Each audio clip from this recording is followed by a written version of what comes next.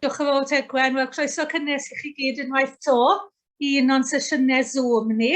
Mae'n hyfryd iawn heno i weld bod 82 ohonoch chi wedi troi mewn, felly diolch o galon i chi. Mae'n bleser, wel, heddi wrth gwrs i ni wedi lawnsio prosiect y llywydd. Ti am fi sôn rhywbeth yn ti hwnna nawr, te Gwen? Ie, please. Gobeithio bod llawer ohonoch chi wedi gweld y clip fideo ar lawnsiad ar Facebook. Ond os nad ych chi wedi, o'n i yn sôn, bod i ddiwrnod ffwl ebryll, falle bydde lot o bobl sy'n abod fi'n dda, yn meddwl mae joc ffwl ebryll yw'r prosiect lenni, achos dwi ddim yn gefydwraig o bryd, dwi'n hoffi mewn mas i gefyded, ond dwi ddim yn rhyw gefydwraig fawr, a dwi'n siŵr bod lot yn meddwl beth mae hon yn neud yn mynd i gefyded ar hyd a lled Cymru. Ond ty beth, prosiect y llywydd, fel dwi wedi gweud, mae'n wel, rhyw ymgyrch falle ywen fwy na prosiect, mae'n her i fi i gael mewn mas a ymweld gobeithio a phob rhanbarth yng Nghymru a ymuno ag aelodau'r rhanbarth na a mynd am dro gyda chi. Dwi wedi bod yn gwylio gyfres am dro fel lot ohonoch chi sy'n fod a wedi meddwl, byddai'n neis i wneud y wac na, byddai'n licio mynd i'r ardal na, a felly gobeithio dyma bydd yn hyfle.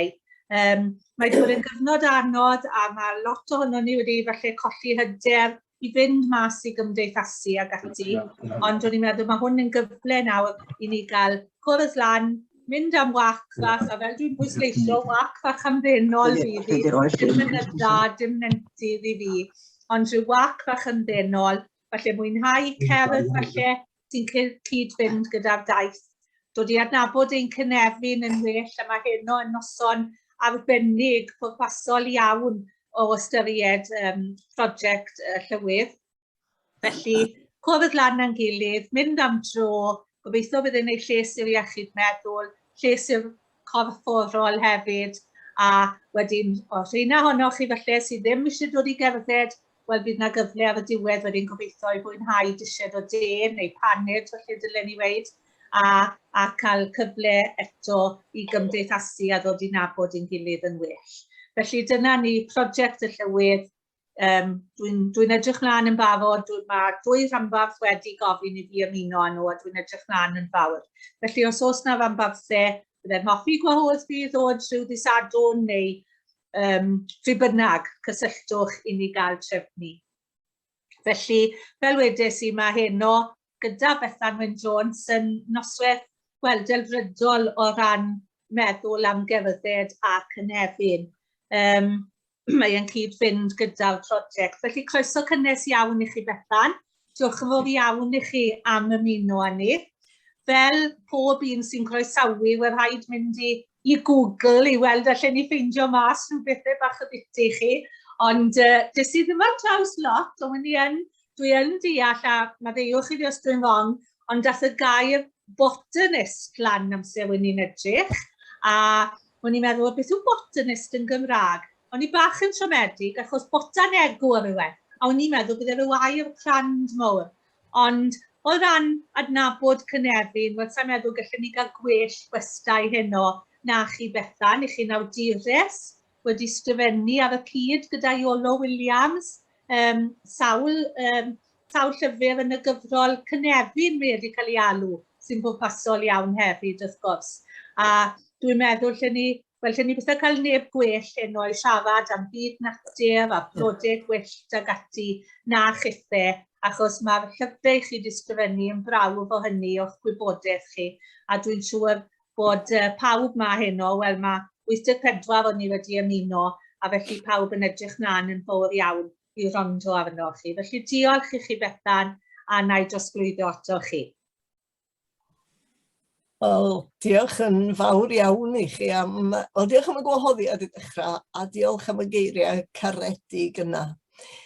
Wel, mae rhaid mi gyfadda dydw i ddim yn dda iawn efo'r dechnoleg yma, ond dewch i mi weld os medrai rannu'r sgrin yma hefo chi.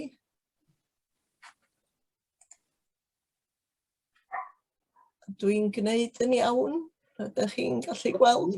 Ydych chi'n gallu gwasgu'r sioe sleidiau to Bethan? A o'r dechrau, mae'r sioe sleidiau'n iawn, jyst gwasgu o'r dechrau nawr. reit ar y top ar y chwith, os ych chi'n cofio'r bwtwm cyntaf.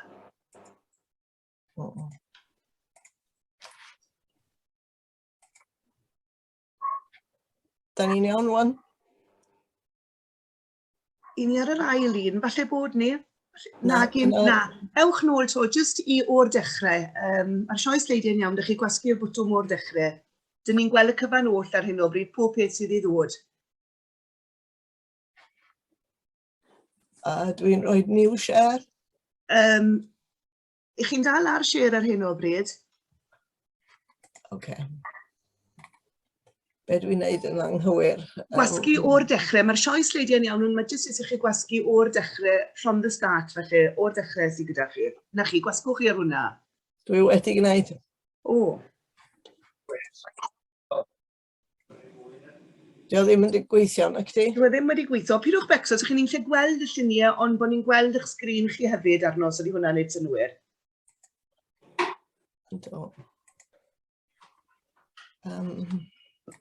Mae pawb arall yn gweld rhywun peth o fi fi'n cymryd, oeddech chi ferched?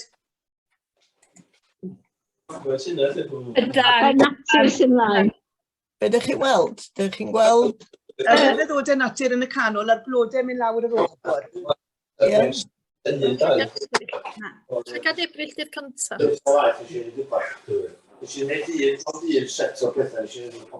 Pidwch becso, llwch chi ddechrau fel yna. Dwi'n licio hyn mwy gareth a chweith. Mae rwy'n ar teledu arno, so di'n bosib trwy'r teledu i ffwrdd yn y cefndir. Dwi'n licio.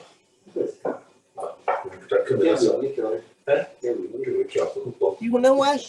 O, di, perffaith. Di hwnna'n iawn. Da ni yna rwan. Dwi'n gael, sef Reit. Dwi'n Dwi'n siŵr, dwi'n lleisiau ar draws, dwi'n siŵr. Pam ti'n gallu nitho pawb, Sigwan? O, bydd rhaid i chi Bethan dad fideo wedyn.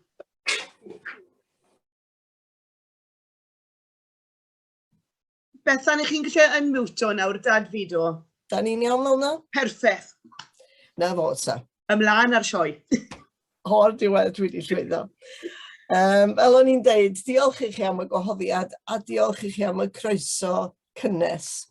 Wel, mae'r Gwanwyn, wrth gwrs, yn amser ardderchog i fynd allan i sylwi ar fyd natur, achos mae bob peth yn deffro o'n cwmpas ni yn dydi.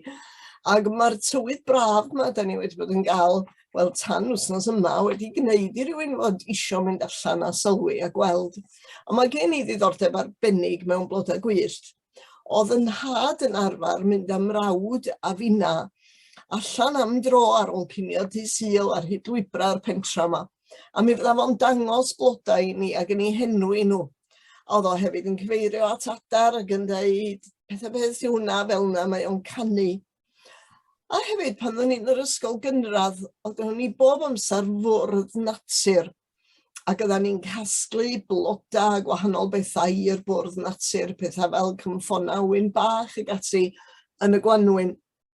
Ac amball waith hefyd, rhyw pnawn go braf, mi fysa ni'n cael mynd allan am dro ar hyd llwybra'r pentra. A dyna be fyswn ni'n gwneud hefo chi heno yma, ydy mynd â chi allan am dro. A gobeithio bod chi'n nabod rhai o'r blodau a bydda i'n sôn amdanyn nhw. A dwi'n mynd i ddechrau hefo hwn, llygad ebryll, siŵr o fod yn blanhigyn cyfarwydd iawn i chi. Mae'r eirlysiau wedi mynd heibio erbyn hyn yn dydy, amball i gennym Peder yn dal hefo ni. Ond mae llygad ebryll yn dal yn ei ogoniant mewn gwirionedd. Mae o'n flodyn hardd dros ben, ac yn aml iawn mae rhywun yn gweld rhisiad ohonyn nhw yn wincio ar rywun o Fôn y Clawdd. Dail Piles ydy enw arall ar hwn, ar lafar. A mae'n reswm da am hynny, achos mi roedd o yn cael ei ddefnyddio i drin clwyr marchogion neu'r Piles. Ar y cloddiau hefyd, da ni'n gweld hwn, y crynllys neu'r fioled. A dwi'n meddwl bod yna geinder arbennig yn perthyn i'r blodau yma. Maen nhw'n tynnu sylw rhywun rywsyd. Ac os ydych chi'n craffu arnyn nhw, mi welwch chi y tu mewn i'r blodyn fod yna linella duon amlwg yn arwain i fewn reit i ganol blodyn ei hun. A mae'r marciau duon yma yn arwain yn syth i lle mae'r neithdar. A'i pwrpas nhw ydy arwain gwenyn yn syth at darddler neithdar.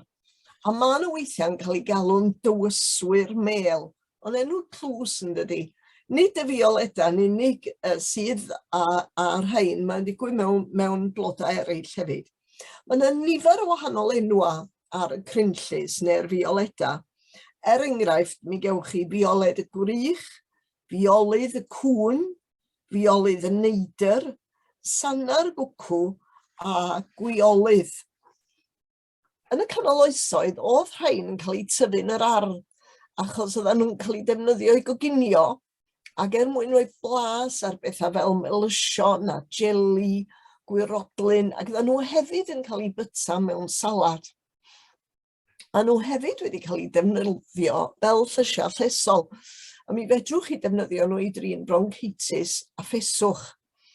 A mae modd defnyddio'r blodyn fel gwrdd heintydd i olchi'r llygad. Mae yna hefyd bwera hyd a lledrith yn perthyn i'r fioleda. Os cariwch chi bwysi o fioleda, yna gred ydy i fod hyn yn eich diogelu chi rhag ysbrydion drwg ac yn dod â lwc dda i chi. Ac os da chi'n cymysgu lafant a fioleda, mae o'n deffro cariad a nwyd. A mi oedd yr hen roegiaid yn arfer gwisgo fioleda rhag iddyn nhw golli limpin a hefyd yn help iddyn nhw fynd i gysgu. Ac os casglwch chi fioled cynta'r Gwanwyn, mi geiff eich hoff ddymuniad i wireddu. Ond plis, peidiwch â gwneud hyn. Gadwch iddyn nhw ar y gwrychoedd mwyn i bawb arall gael eu mwynhau nhw hefyd. Mae yna gyfeiriad at fioleda gan Gwyn Thomas yn breuddwyd noswyl ifan. Mae Oberon yn yr ail act yn dweud fel hyn. Mi wn ymlaen lle ti fy teim yn wyrdd, a llysiau'r parlus fioledau fyrdd, ac mewn creu darlun hyfryd yn dydi. Ac wedyn wrth gwrs, dyma un arall o'r briallu sy'n gyfarwydd iawn i ni yr adag yma o'r flwyddyn, y briallu. A llawer iawn o bobl yn dweud mae hwn ydi arwydd y Gwanwyn iddyn nhw, ond mae o'n sicr yn codi calon rwy'n pan mae rwy'n yn gweld briallau mach wedi agor y Môn y Grych. Primrose ydy'r enw ar hwn yn Saesneg wrth gwrs, a mae'n debyg bod o wedi cael yr enw Primrose gan fyfyrwyr y canol oesoedd. Achos prima rosa yddan nhw'n galw y briallen, sef rhosyn cynta'r flwyddyn. A mi ath y prima rosa i Primrose. Mae yna goel, os da chi'n plannu briallu glas a choch yn yr ardd, a bod chi'n diogelu'r ardd rhag bob math o anffawd, a bod nhw hefyd yn denu tylwyth teg i fewn i'r ardd. Mae gen i lot o briallu coch a glas yn yr ardd, ond dwi ddim eto wedi gweld tylwyth teg, ond dyna fo, fedra i fyw mewn gobaith. A sôn hefyd fod merched yn hoff o gasglu a chario briallu am ei bod nhw gymorth wrth ddenu cariad. Ac illa medra ni sbio lawr yn trwyna rhywbeth fel hyn heddiw, ond rhaid ni gofio estalwm oedd cael gŵr yn bwysig iawn i ferch, achos fel arall, doedd gen i ddim math o statws mewn cymdeithas, doedd gen i ddim modd a gael pres, nag o ddim byd arall mewn gwirionedd. Felly mi roedd denu cariad yn bwysig dros ben. Os da chi'n defnyddio dail briallu a'i berwi nhw hefo lard, yna mae modd gwneud eli i roed ar frywiau ar y bysedd neu'r dwylo, ac mi roedd torwyr coed yn y fforest newydd yn arfer gwneud hyn, achos dwi'n siŵr fod honno yn job lle roedd yna sawl anaf yn digwydd i'r dwylo. Mae yna hen goel na ddydda chi ddim dod â llai na thair briallen ar 10 i fewn i'r tŷ. Mae hyn yn mynd â ni nôl i gyfnod pan oedd gwraig y ffarm a'r tyddyn yn rhoi wyau dan yr iar i ori. Ac wrth gwrs, mi fysa hi yn naturiol isio i gymaint o'r wyau oedd yn bosib i ddeor mwyn i gael digon o gywion bach. A'r gred oedd, os ydych chi mond yn dod â 2 neu 2 bri allan i'r tŷ, wel dyna faint o wyau fysa'n deor. Ac yn sicr, doedd hynny ddim yn mynd i blesio nag oedd. A dyna pam oedd yn rhaid cael o leia 2 bri allan ar 10 mwyn sicrhau nythiad o gywion. Yn aml iawn, allan yn y gwyllt, mi welwn ni friallu y lliw yma, y lliw lelog gola yma. Nid rhai wedi trosglwyddo'r ardd ydyn nhw, rhai gwyllt ydy rhain, a maen nhw'n amrywio yn eu lliwiau. Mi welwch chi hyd yn oed yn y man yma, mae rhai ohonyn nhw'n leiach na'r lleill, ac reit yn ymyl briallen y lliw melyn arferol. Ac yn aml iawn, pan ydych chi'n gweld hen lepan a briallu'n tyfu yna, yna mi welwch chi amrywiaeth fel hyn. A mi welwch chi'n fama llygad Ebrill hefyd. Ac wrth gwrs, o fod yn defnyddio gwahanol liwiau fel hyn a'i croesi nhw, dyna sut mae garddwyr wedi llwyddo i gael y gwahanol liwiau rydyn ni'n weld ar y briallu yn yr ardd. Blodyn arall fydd yn tynnu fy sylw i ddiwedd mis Mawrth a dechrau Ebrill ydy blodyn y gwynt. Hwn di'r planhigyn y cyfeirio ddaid i hwsyn ato fo i fod o wedi dod o ddi leiandir gaea. Medda fo, o ddi leiandir gaea fy dont yn dyrfa wen, a gwyntoedd Mawrth yn gyrru ar brigain llwm uwchben. Yn unigfeidd y goedlan yr oedant ar ei hynt, a thegwch ei gwyryfdod a ddena serch y gwynt. A dwi'n meddwl na hwn ydy'r blodyn roedd Crwys yn cyfeirio ato fo, ac mi nath o'i ddisgrifio fo fel anemoni ffynon y coed. Ac os ydych chi eisiau weld o, a'i weld o ar ei ora, yna mae angen i chi mynd i chwilio yng nghyffinia coed.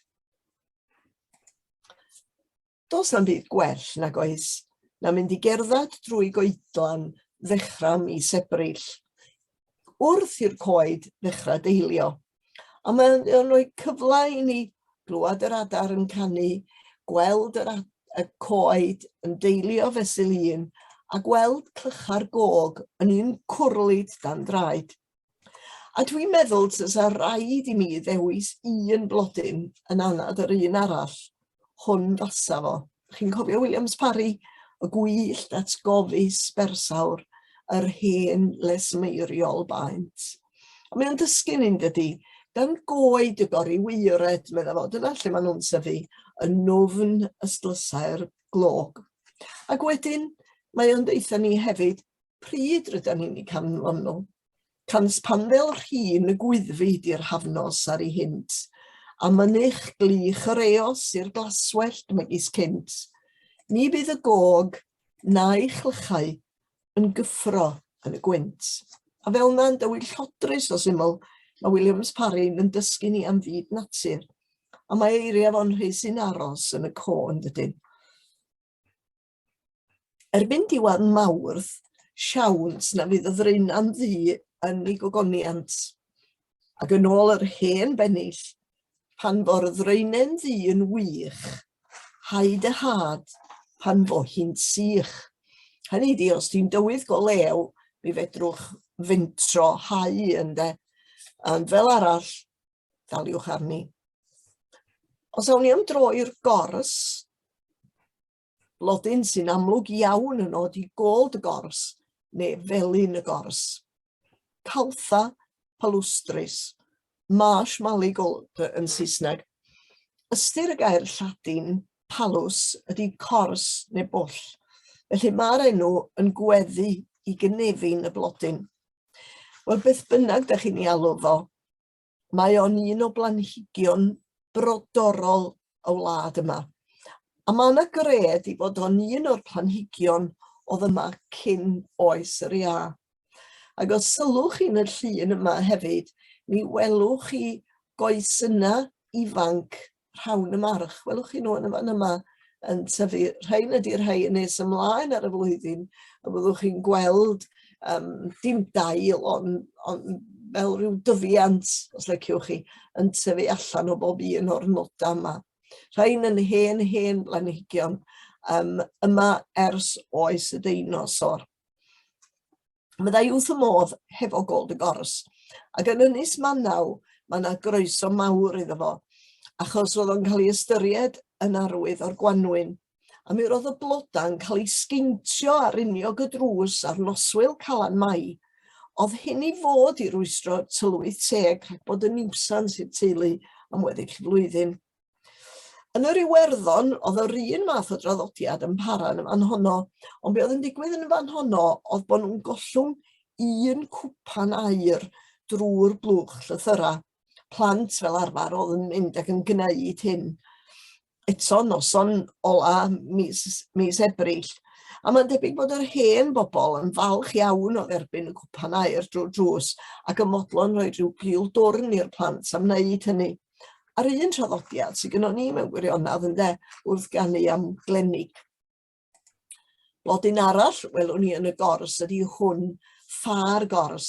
Blodyn eithriadol o glws, dwi'n meddwl, achos mae yna fel rhyw ffrilan wen o gwmpas y petala. Mae'n sobor hawdd i nabod o, achos mae'r dail yn, wel, bron yn union rhywun math a'r ffâ gawn ni, ar yr ffâ da ni'n dyfu yn gyffredin yn yr ardd, ffâr gors.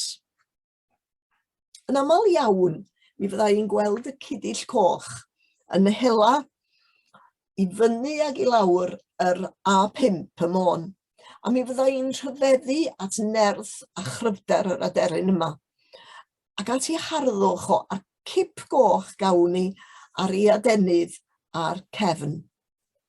Ond mae o'n codi ofn a gwau ar anifeiliaid bach, wrth iddo fo ddilyn i ysglyfaeth yn ddidrigaredd, ac mae geiriau Aidi Hwson yn ei ddarlunio fo'n berffaith, a cyntau fri yn deo'r gwau a chysgodangau dros y cae. Os trawn ni'r coed, mi fydd craf y geifr yn gwbl amlwg, ac yn sicr mi fedrwch chi ogleuo fo. Fel arfer, diwedd Ebrill, diwedd Mai ydy hwn. Cra ydy enw arall arno fo, a mae geiriadur yr Academi hefyd yn rhestru garlleg yr ardd a garlleg y geifr. Dwi wedi sylwi bod yna duedd yn ddiweddar, mae alw hwn yn garlleg gwyllt. Dim dyna ydy'r enw Cymraeg mewn gwirionedd. Llygriad ydy hwnnw o'r enw Saesneg, achos Wild Garlic neu Ramsons ydy'r enw arno fo'n Saesneg. Allium ursinum ydy'r enw gwyddonol yno fo, a mae o'n perthyn i deulu'r nionod. A fel gweddill aelodau'r teulu hwnnw, maen nhw'n tyfu o fylb. Mae yna tua 500 ar hagor o rywogaethau'n perthyn i'r genws allium, ac mae'n rhywogaeth welwch chi, wel, yn bron bob rhan o hemisffer y gogledd, yn ogystal ag mewn llefydd fel Ethiopia a Mexico. Mae yna ddywediad yn Saesneg hwpled. Eat leeks in Lyde and ramsins in May, and all the year after, physicians may play.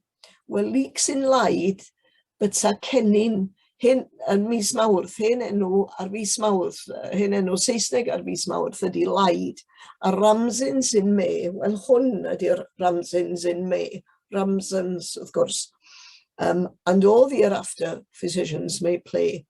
Hynny di, bod o mor dda i chi, mor llesol, fel na chewch chi ddim anwildera weddill y flwyddyn. A mi rydan ni'n defnyddio am ryw byd yn dydan o'r teulu yma, bethau fel nionyn a cennin a shallots ag ati a'r garlleg i hun wrth gwrs yn gyffredin wrth i ni goginio. Ond rhyfeddu at harddwch y blodyn yma byddai i, gyn i mo'i hogla fo, ond dwi'n meddwl bod o'n un o'r bloda hardda sydd gynnon ni. Plesar bob blwyddyn ydy cael gweld Breallu Mair yn ymddangos ar ochrau'r ffyrdd ag yn y ceia. Oedd yr rhain wedi mynd yn brin iawn mewn amball i le, ond yn ddiweddar am fod yna gymaint o hadau gwyllt wedi plannu ar ochrau'r ffyrdd a'r trafferth, maen nhw'n ymddangos yn fwy niferus. Nifer enwau Cymraeg ar Friallu Mair, allweddau Pedr, Dagrau Mair, Llysiau'r Parlus a Sawdl y Fuwch. Mae yna enwau digon difyr yn Saesneg hefyd, Hayflower, Pegels a Pagels. Mi roedd y blodyn yma'n arfer cael ei sgeintio dan draed y briodferch estalwm, a'i gynnwys mewn blodeubleth neu goronbleth ar garan mai. A mae hyn wrth gwrs yn awgrymu bod y blodyn yn llawer iawn mwy niferus estalwm nag ydyn nhw heddiw. Yn Lloegr, roedd yna arfer o wneud peli bach efo ar bloda. Ydych chi'n casglu chydig o Friallu Mair a dod â'n hwyr tŷ, a wedyn ydych chi'n cymryd darn o linyn a'i osod o rhwng dwy gefn cadar. Hwnnw ydych chi'n arwain dirwyn dafad ers talwm a'i gwneud nhw'n bellan, ond dyna be oedd rhywun yn neud rownd cefn y cadeiria, a dyna beth yn wneud yn fan yma, rhoi un darn o linyn ac wedyn yn gosod y penna Briallu Mair ar y llinyn. A wedyn iddyn nhw gael digon, ydyn nhw wedyn yn mynd ati i droi hwn nes ydyn nhw'n ffurfio pelen. Ac wrth gwrs mwyaf byd o Blodau oedd yna, goran byd oedd hynny ar gyfer y bel, a wedyn ei chlymu hi'n y diwedd. Wedyn be oedd yn digwydd oedd bod y bel yn cael ei lluchio o un i'r llall, ac yn adrodd rhigwm wrth ddeud hynny. A dyma oedd yr rhigwm yn Saesneg. Tisti tosti, tell me true, who am I going to be married to? Tinker, tailor, soldier, sailor, rich man, poor man, beggar man, thief. Ac wrth gwrs, wrth iddyn nhw daflu y bel yn ôl ac ymlaen ac adrodd yr higwm, mi oedd Blodau'n disgyn o'r belen yma. Ac felly, y dyn ola oedd yn cael ei enwi wrth daflu'r bel, dyna oedd pwy ddech chi'n mynd i briodi. Yng Nghymru, yn ôl Mari Trevelyan, yr higwm oedd yn cael ei adrodd oedd Pisti Posti Forum 40, how many years shall I live? A wedyn cyfri 1, 2, 3, 4. A dal ymlaen wedyn gan ddal i daflu'r bel yn aill i'r llall. A wedyn yr oed pan fyddech chi'n taflu'r bel am y tro ola cyn iddi fynd yn llwtrach, felly dyna oedd yr oed pan oeddech chi'n marw. A rwan mi sa'n ddifyr iawn gen i gael gwybod os oes na fersiwn Gymraeg o'r rhigwm yma, ac os oes na rhywun yn cofio gwneud peli fel hyn o Friallu Mair. Rhyfedd fi camu'n ddirybydd i'r wawrddydd hardd, chyrraedd sydyn bariadwys heb groesi'r Iorddonen. Dyna oedd profiad Williams Parry yn rhyfeddoda'r wawr, a wyddwch chi, efo chydig bach o lwc, illa gwelwn ni y lefran ddiletyn, ddibryder ar ganol y wain. Llaeth y Gaseg ydy'r enw dwi'n licio ar y blodyn yma.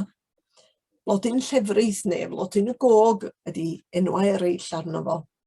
Ond dwi'n licio'r enw Llaeth y Gaseg achos ydych chi'n ei gael o mewn llefydd tamp neu yn y gors.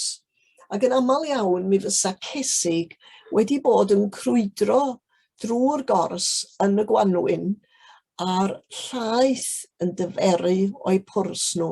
Ac wedyn dyna sut mae o wedi cael yr enw yma.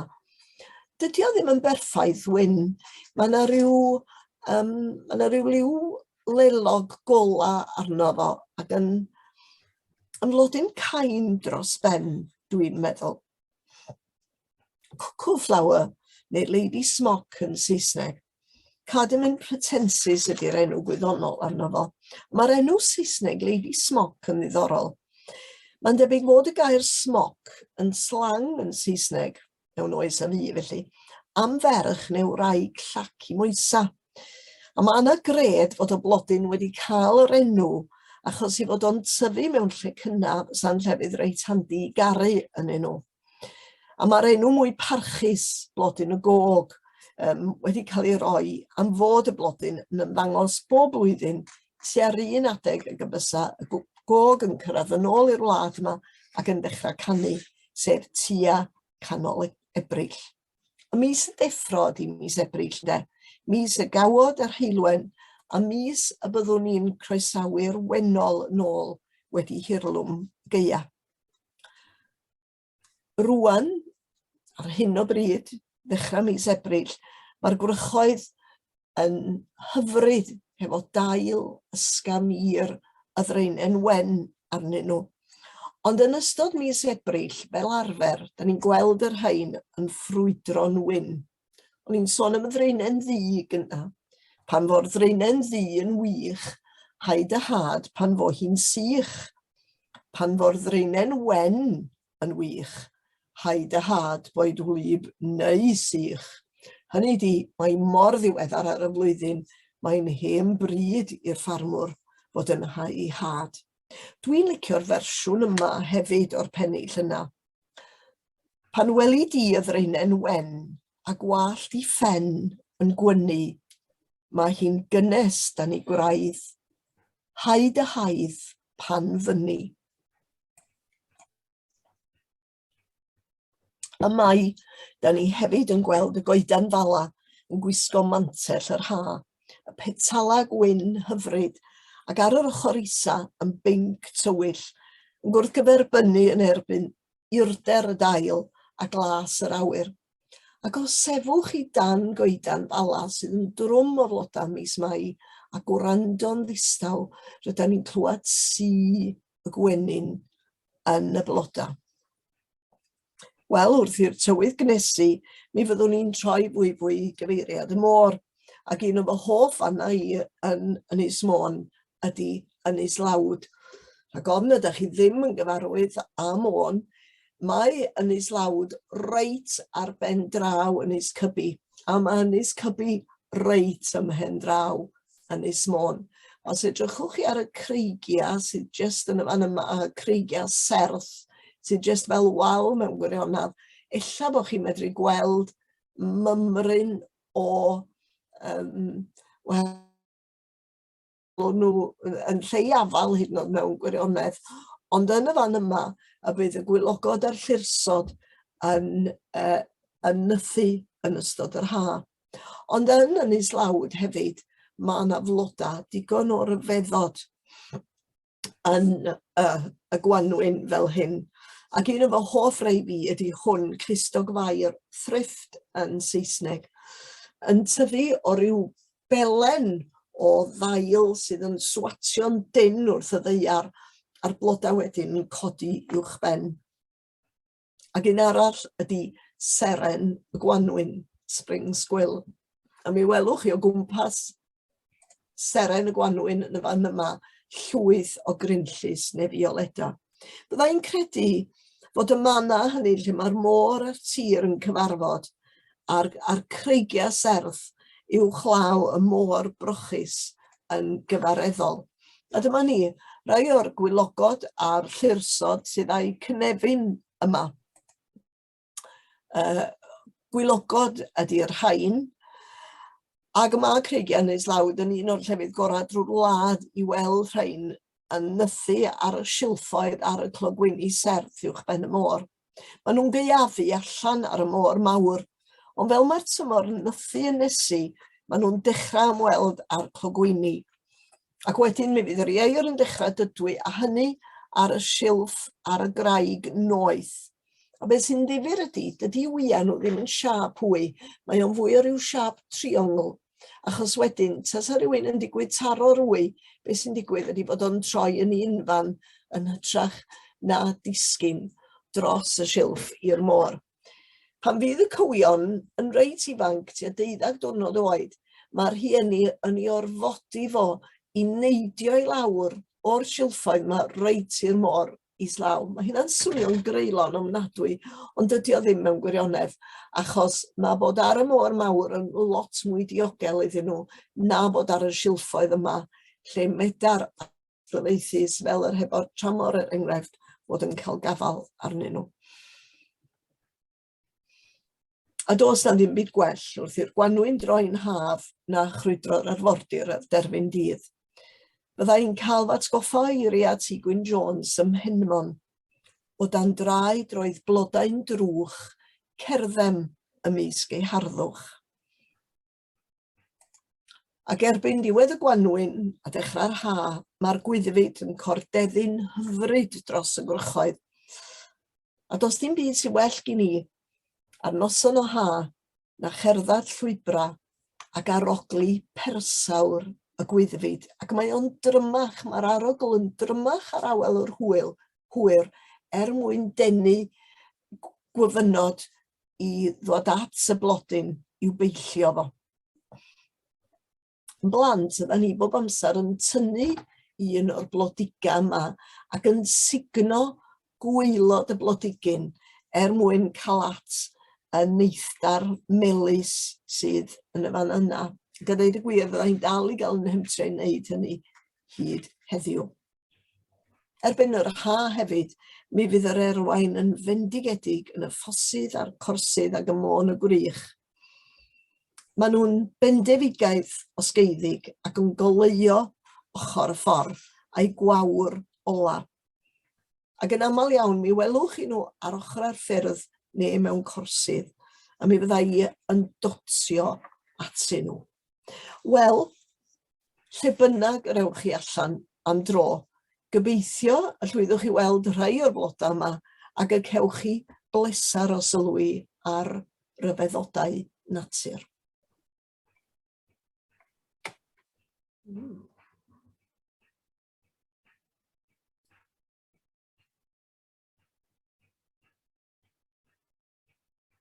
A dwi'n meddwl illa fod angen yn mute, oes? Dwi'n gwybod bod chi'n siarad Tegwen, ond allai mo'ch clywed chi. Na gyd sy'n angen chi wasgu nawr yw stop share os gallwch chi Bethan. Perffaith. Wel, am daith ryfeddol. Dwi'n credu bod fi wedi dod ar y daith na bob cam o'r ffordd gyda chi a rhyfeddu at y blodau bendigedig a'r straeon diddorol iawn oedd gyda chi am bob un ohonyn nhw. Mae Bethan yn hapus iawn i ateb unrhyw gwestiynau, neu os oes sylwadau ydych chi, felly os ych chi am ddweud gair neu ddau, dad fidwch neu yn mute a croeso chi ofyn cwestiwn.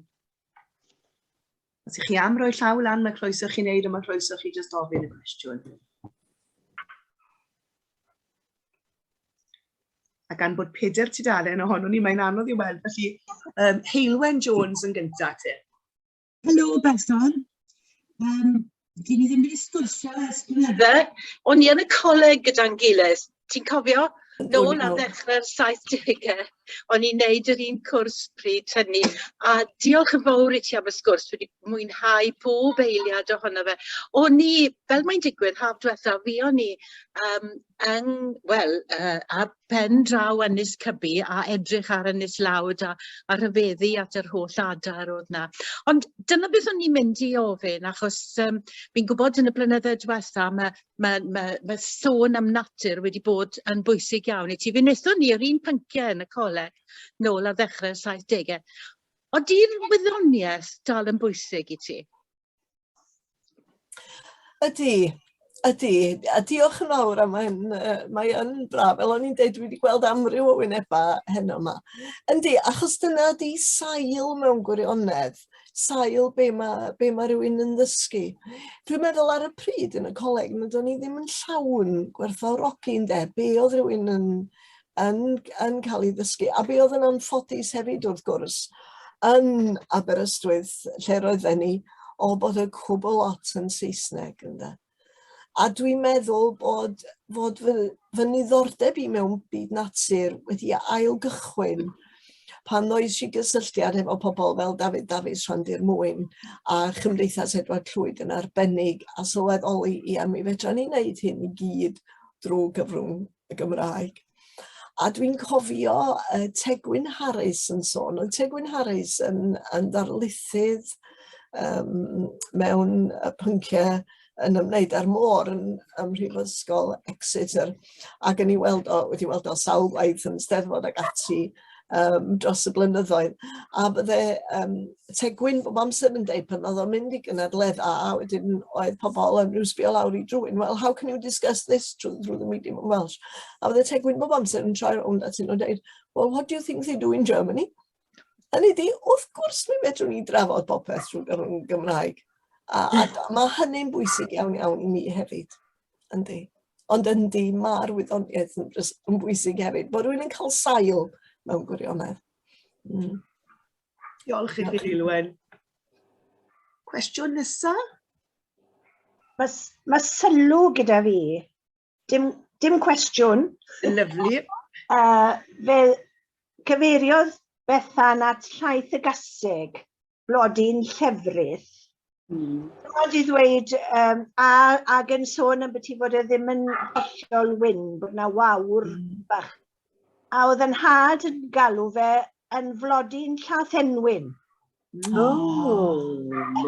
Eto oherwydd bod llathenwyn a rhyw chydig o wawr glas porffor doedd ddim yn hollol wyn fel llath.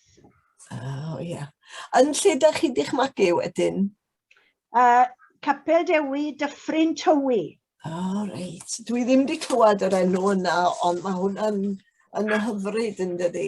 Lan i'r afon o dre Caerfyrddin. Reit. Diolch I chi Ann. Blodyn llaeth enwyn. Na mi nodi hwnna. Nawr te, mwy o gwestiynau gyda ni neu sylwadau?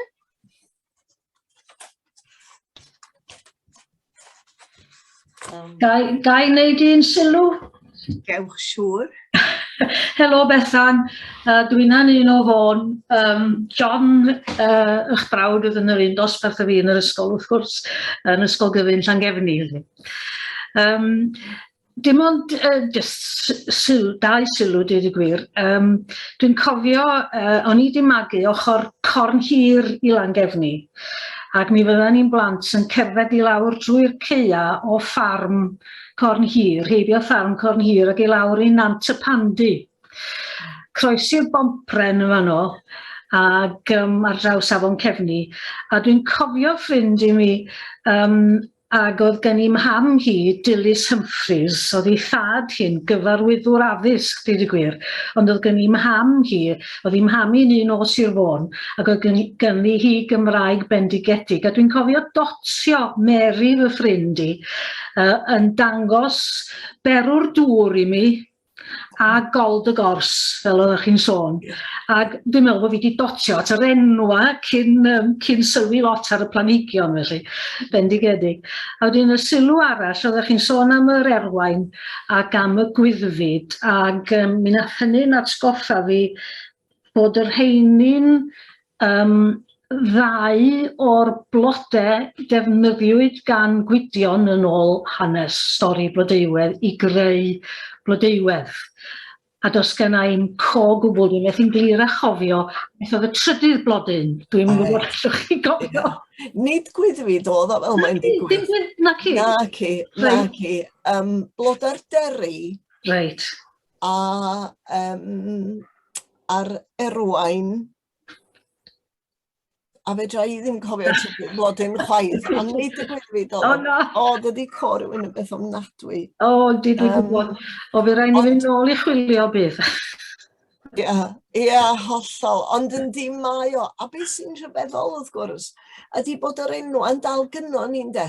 Bod yr un enw, chma bod ni'n deud erwain heddiw, ac yn ôl pan gofnodwyd y Mabinogi felly. A mae hynny'n... Ac wrth gwrs oedd o wedi cael ei ddefnyddio cyn hynny ar lafar yn doedd. Felly mae yn aros efo ni. Difyr iawn glwch chi'n sôn am Nant y Pandi am y dingl. Erbyn heddiw mae gennym ni wiwerod coch yna. A oedd hynny'n sicr ddim yn wir pan oeddwn ni yn yr ysgol. Oedd wedi ddiflannu. Diolch yn fawr iawn am y sgwrs. Banadl oedd y Banadl wrth gwrs. A mae'r rheini yn ei blodau am yn hyn rwan, Banadl. Diolch o galon I chi Glenys. Ga i just neud sylw am yr... O, sori. Rhyfedd iawn am Gwyllt y Gors, o'n i yn Llandrindod yn cerdded o amgylch y llyn bore dydd Sadwrn diwetha, a wedi rhyfeddu at Gwyllt y Gors. Oedd yn blodyn anarferol i ni, dwi ddim wedi gweld e'n ardal Aberystwyth, ond o amgylch y llyn yn Llandrindod, mi oedd yna glysterau mawr ohono fe. A yn blodyn, oedd yn aros allan, oedd yn denu'ch sylw chi mewn ffordd. Felly, yn sicr bod allan yn gynnar yn ardal Llandrindod. Nawr, te Gaenor, fi'n credu, llais chi nes i nabod i fe? Ie, wel, jyst meddwl oedd Bethan yn cyfeirio at pan oedd ni'n ifanc ac yn yr ysgol, bod gennym ni fwrdd natur, a bod ni'n cael casglu'r pethau yma, a dod â'n hwyr ysgol, ac oedden ni'n cael dysgu amdanyn nhw, dysgu henwe nhw, a cael mynd am dro o'r ysgol hefyd, yn wedi cys ydych chi'n mewn ysgol fach yn y wlad. A dydy hynny ddim yn digwydd rwan yn acdi, dydyn nhw ddim yn cael mynd â pethau i'r ysgol. Dyn nhw'n cael mynd am dro. Mae'n golled fawr yn dydy i blant yr oes yma. Maen nhw'n gwybod cymaint am gyfrifiaduron a phethau fel yna, a dydyn nhw ddim yn nabod enwau pethau sy'n tyfu o'i cwmpas nhw. Dwi'n meddwl bod hynny'n golled ac yn bechod ynddi. Ie, dwi'n credu bod yna fwy o ymgais rwan efo'r cwricwlwm newydd i fod yn mynd allan fwy ac yn gweld ac yn sylwi. Ond dwi yn cofio rhywun nid anenwog yng Nghymru yn deud wrthai oedd i wyr o felly medda fo fysa fo medru deud popeth wrthach chi am DNA planhigion, ond fysa fo ddim yn medru nabod llygad y dydd. A mae yna berig i hynna, ynde. Ond mae yna berig hefyd, dwi'n meddwl, bod ni'n cymryd y pethau yma'n ganiataol. Chmod, heb sylweddoli pa mor ffodus ydyn ni mewn gwirionedd i fod yn byw mewn gwlad sydd â gymaint o amrywiaeth o blanhigion. Dyn ni'n freintiedig iawn mewn gwirionedd. Mi fys i'n gweithio am gyfnod yn Lerpwl, cyfnod byr iawn oedd o, ond oedd y swyddfa lawr wrth y docia yn Lerpwl, ac yn ardal ddigon rough, a bod yn berffaith onast. Ac mi oedd yna lwyth o'r blocia, fflatia, hen ffasiwn yna, chymod, ac yn amlwg plant bach gati yna. Ac o'n i'n meddwl, wel, dyna biti, dydy'r rhain byth yn medru cael cyfle i fynd allan a gwerthfawrogi byd natur. Felly mae'n mawr ydy'n braint ni mewn gwirionedd. Ond dwi'n cofio hefyd rhywun yn dweud, mae siŵr gen i bod yna lot o blanhigion na ddylu ddim bod wedi cael eu casglu, dros y blynyddoedd. Ond dwi'n cofio rhywun oedd yn dysgu yn ysgol Llandres Jolis, yn ysgol Hemblas, ac oedd T.G. Walker, ni'n os di'r enw T.G. Walker yn gyfarwydd chi.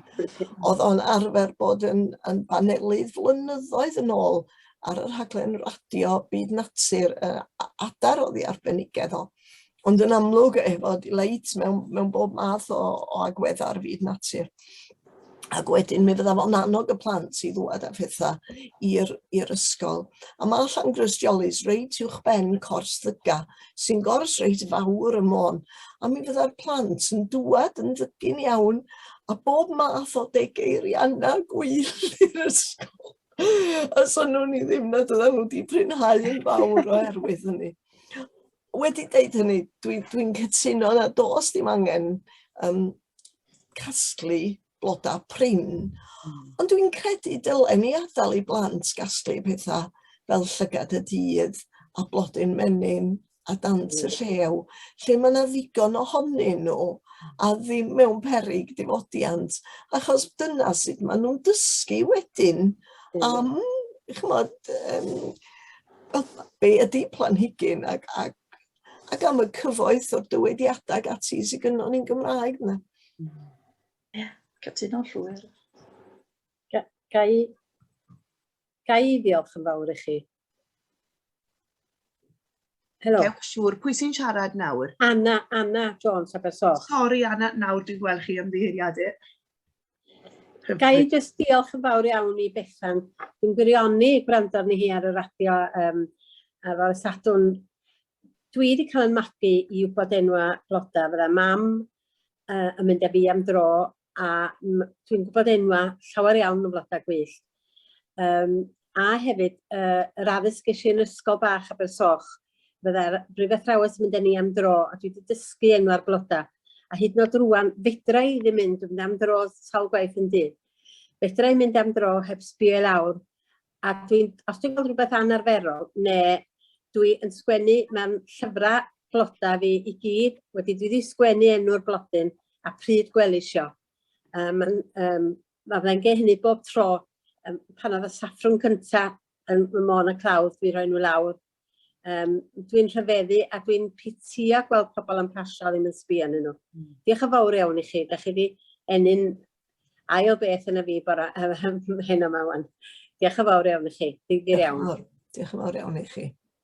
Diolch o galon I chi, Anna. Dyna un o'r syniadau sydd gyda ni. Please, os oeddech chi yn mynd am dro yn eich ardal, yn eich cynefin, tynnwch lun y blodyn os fedrwch chi, ond yn sicr os chi'n gwybod I enw fe, cofnodwch hwnnw ar y dudalen cerdded, mae tri cerdd, mae cerdded, cynefin a cerdd.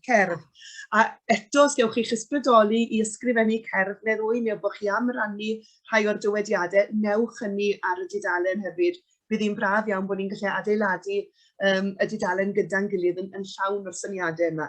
A chwarae teg, betai hyn wedi bod yn noson cwis hwyl, mi fydde Eirwen wedi cael pwynt bonus, ac oedd hi wedi ateb ban y dyloedd y trydydd pan o'n i'n tro cofio beth oedd y trydydd blodyn oedd wedi wneud blodeuwedd. Felly da iawn I chi Eirwen.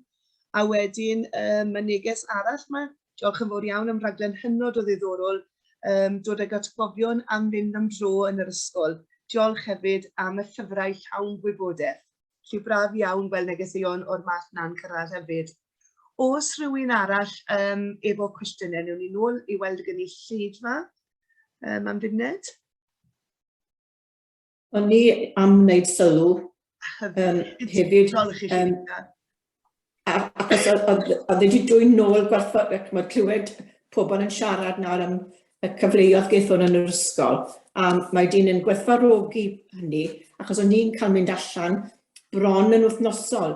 A I gael mynd I sylwi ar bob peth oedd yn hamgylch ni. A oedd e'n bwysig hefyd, o'n i'n cael mynd gwahanol amseroedd y flwyddyn, fel bod ni'n gweld cyfnewid y tymau a deall beth oedd y gwahaniaeth rhwng un tymor a'r llall. A dwi'n cofio, ddim llawer yn ôl, mynd am dro gyda'r rhywun, o'n i'n byw yn Rhydaman, ac es I ysgol gynradd y Betws.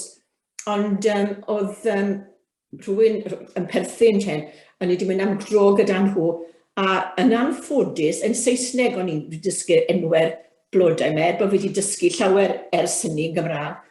A fi'n cofio mynd am dro gyda, falle rhyw 6 mlynedd yn ôl, a wrth bod fi'n mynd yn dweud, peth a peth yw hwn, a peth a peth, a fi'n dweud, wel, sut ti'n gwybod o'r holl bethau hyn ten?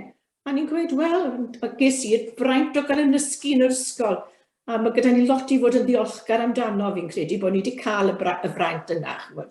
So dim ond wneud sylw bach fel na o'n I eisiau wneud. Diolch, a diolch yn fawr.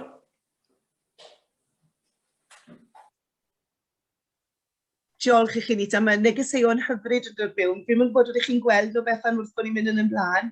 I chi wedi gweld nhw Gwen Emyr yn cofio ato chi. A Bethan Jones, diolch yn fawr iawn Bethan, atgofion o gyd weithio raglen awyr iach blynyddoedd yn ôl. Felly, nifer o atgofion hyfryd wedi dod ynghyd yma heno. A os na sylw neu gwestiwn gan rhywun arall?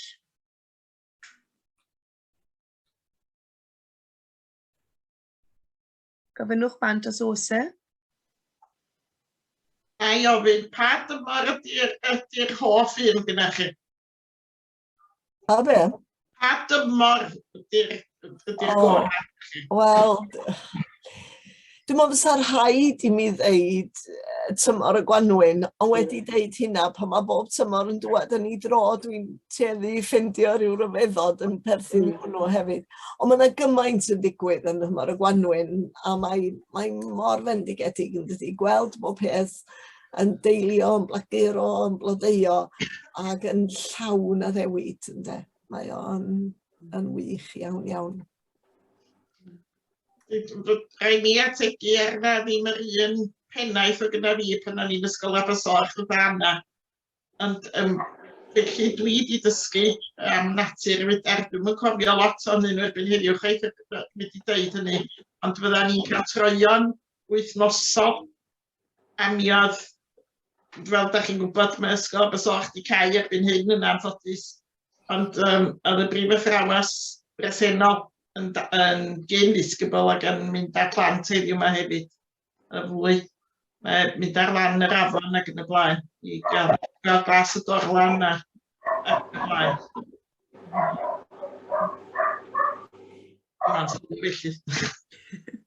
Hyfryd, diolch ti, Einir. Mi oedd Rhiannon Ifans yn codi llaw, dyn ni moedd eisiau gofyn rhywbeth. Rhiannon, i chi gyda ni? I chi ar myd, Rhiannon, os gallwch chi ddad fideo yn miwt, y bwtwm yn miwt ar y gwylod yna.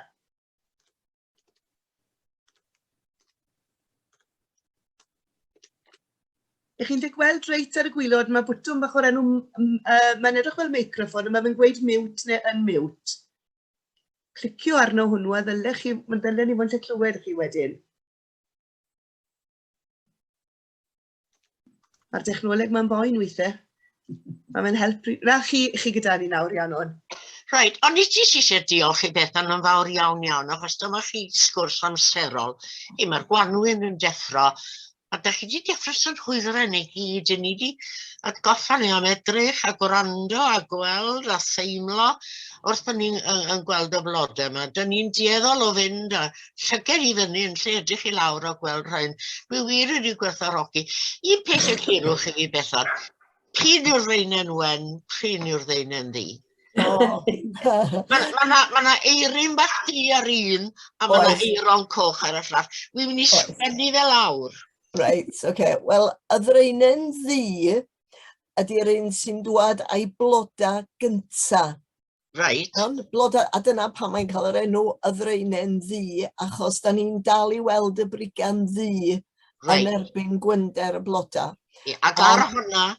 Mae'n bladeo fel arfer diwedd mis Chwefror, dechrau mis Mawrth, dibynnu ar y tywydd, ac ar hwnna mae'r eirin perthi neu'r eirin tagu yn tyfu. Slows yn Saesneg. Oce, ac ar y ddreinen wen? Y ddreinen wen, mae'r dail yn dod gynta, a wedyn y bloda, blodeo fel arfer tua diwedd Mai, ond yn llawer cynharach. O hwnna, mae'r dywediad yn Saesneg, ne'er cast the clouds till the May out. A'r Mayflower yn hytrach na'r mis, felly. Ac ar hwnna, mae'r eiron bach coch. Eirin moch ydy'r enw arnyn nhw. Reit, mae hwnna'n glir i ni nawr. Diolch yn fawr. A mae'n ddach gweld chi Bethan. Dyn ni yn y Covid. Wedyn, tisio fan hyn ac yn y blaen. Diolch yn fawr iawn i chi. Diolch yn fawr hynny.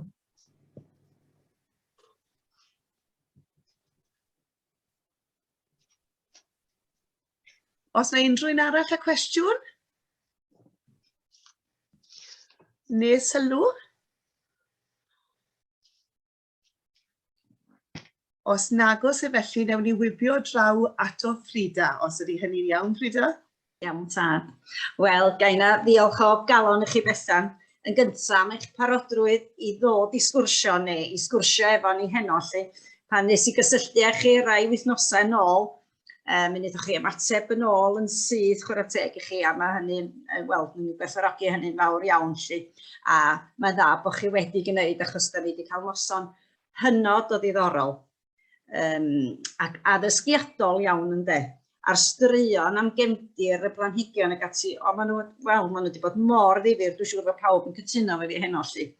Na ni'n clywed eich llais chi ar y radio yn aml, ond mae wedi bod yn bleser eich cael chi i ni'n hunan heno ma'n de. Na, diolch yn fawr iawn i chi. A o'n i'n meddwl, mi fysa'n braf cael chi'n tywys ni wyrach ar droed ar daith natur rwydro falla. Dwi'n gwybod, ydych chi'n meddwl hynny'n syniad da Tygwen? Syniad arbennig wedyn ni. Yn enwedig efo'r thema rwan, prosiect y llywydd, felly fysa ma'n cyd-fynd yn dda, dwi'n meddwl yn fysa. A mae'ch sgwrs chi wedi ffitio i'r dim i'ch teitl chi dydy, rhyfeddodau natur. A mae'ch wybodaeth chi am natur yn rhyfeddol wir. Dyn ni'n sydd chi'n cofio'r ffeithiau yma i gyd, ond wir mae'n diddorol dros ben. A gobeithio y byddwch chi yn well yn fuan. A hefyd gai ddiolch, dwi'n meddwl bod yna 93 dymuno yn y diwedd yn do. Diolch i chi i gyd am ymuno. Mae dwi'n noson bendigedig. Diolch yn fawr iawn i chi. Diolch o galon i chi Prida. Cofiwch bawb, mae Carwyn Greaves gyda ni nos Fercher nesa. Thema ddim yn anhebig a bod yn onest, y bwydydd traddodiadol Cymru. Felly bydd e'n edrych ar y bwydydd cynhenid sy'n dod o Gymru ac yn arwen i ar daith ddifyr iawn unwaith eto. A mae hwnnw hefyd yn cychwyn am 7 o'r gloch nos Fercher nesa. Felly'r challenge sydd gen i chi gyd nawr, mae fod yn benwythnos sych, braidd yn oer, ond falle gallwch chi gyd ddechrau mynd am daith, chwilota am y blodau hyfryd, chwilota am ei enwau nhw, a'i rhannu nhw gyda ni ar yr tudalen Facebook. Os nag ych chi'n medru rhoi nhw ar hwnnw, mae croeso chi ddanfon nhw ar e-bost, neu bostio nhw mlaen i'r swyddfa, ac yn sicr newn ni rannu nhw gyda pawb. A gobeithio, erbyn bod Jill yn diweddu mewn blwyddyn a hanner, bydd yna drysorfa o enwau cynhenid o bob rhan o Gymru gyda ni. Bydd yna luniau bendigedig gyda ni o'r teithiau byddwn ni gyd wedi mynd arnyn nhw, a byddwn ni'n gallu cael arweiniad siwr o fod gan Bethan a bobl tebyg ar enwau'r blodau ni ddim yn adnabod i enwau nhw go iawn. Sa'ch dwi'n sicr wedi troi at cymuned lle natur fwy nag unwaith a gofyn, os rhywun yn gwybod beth yw hwn, a mae'n braf iawn medru cael y cymorth hynny. Diolch i chi gyd hefyd sydd wedi rhoi'r neges eon yn y blwch. Mae'n amlwg bod chi Bethan wedi teithio lot dros y blynyddoedd. Gweld bod chi wedi bod yn darlithio'n meddfau blynyddoedd yn ôl. A cofio gan bobl eraill sydd eich gweld chi ar y daith hefyd. Ac yn ddiddorol fan hyn, mae Gwyneth wedi gweud, bu'n minnau'n ffodus hefyd i gael mynd am dro yn fy ysgol gynradd. Saesneg oedd cyfrwng y gwersi yn Rhefnant, ac felly enwau Saesneg ddysgais i. Ers hynny, buais i'n athrawes ac fe fyddwn innau'n mynd ar y nosbarthiadau a dysgu enwau Cymraeg iddyn nhw. Mae fyddi'n ordeb yn parhau, diolch yn fawr iawn. A dwi'n credu dyna un o'r pethau braf iawn i feddwl bod ni'n medru trosglwyddo'r enwau o un genhedlaeth i'r llall. Amrywiadau yn sicr, ond bod modd i ni trosglwyddo'r enwau o un genhedlaeth i'r llall. Dwi ddim yn mynd i orffen y noson nawr, dwi'n mynd i adael y Zoom yn agored, os oes rhywun yn dymuno aros i gael sgwrs, mae croeso cynnes i chi wneud. Os oes gyda chi syniadau o beth fyddech chi'n licio gweld yn digwydd yn ychwanegol i brosiect y llywydd, cofiwch roi gwybod, i ni yma i wrando a i ni yma i ymateb. A mae mor braf cael yn agos i 100 wedi ymuno heno ar noson braf, felly ni'n amlwg yn mynd i barhau gyda digwyddiadau a gweithgareddau Zoom dros y misoedd i ddod, yn ogystal a gweithgareddau wyneb i wyneb. Ond Bethan, mae'n niolchi yn fawr iawn iawn. Dwi'n mynd i weithio o pobl beth rannwch i'r gyfrinach wnaethoch chi rannu dy fi pnawn yma. Mae Bethan Drian wedi testo'n positif i Covid heddi, ond wedi parhau i gynnal y noson heno. So dwi yn ddiolchgar tu hwnt i chi Bethan am y holl egni a'ch cyflwyniad rhagorol heno. Diolch o galon i chi. Diolch yn fawr. Diolch Bethan, nos da. Diolch, nos da.